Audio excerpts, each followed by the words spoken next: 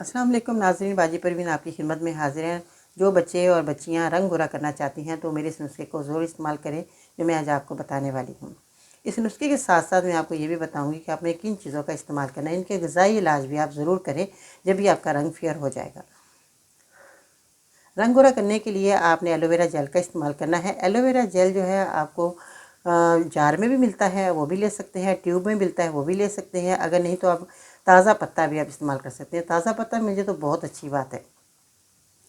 दूसरी चीज़ आपने लेनी है मिश्री, जो कि मिश्री आपको आसानी के साथ हर जगह मिल जाती है। और आपने गुड़ का इस्तेमाल करना है। गुड़ देसी लेना है। आप ये देख सकते हैं इस तरह का गुड़ है, और ये देसी गुड़ सर्दी गर्मी आपको मिलेगा।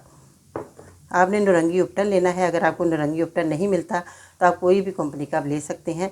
इसमें आपने उपटन का भी इस्तेमाल करना। अब आपने इसको बनाना कैसे और कितनी क्वांटिटी में आपने लेना है।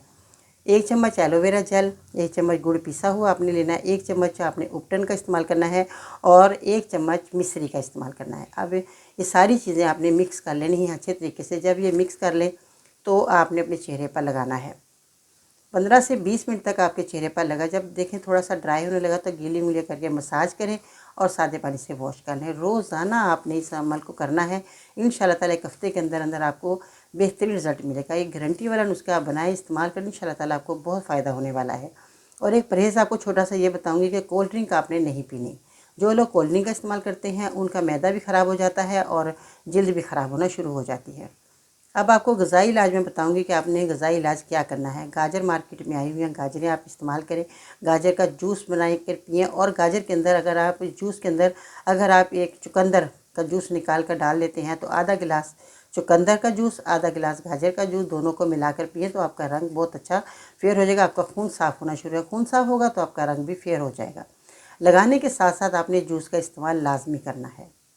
आज की मुफीद बात, मीठे चावलों में कलौंजी डालकर खाने से बदन में ताकत आ जाती है।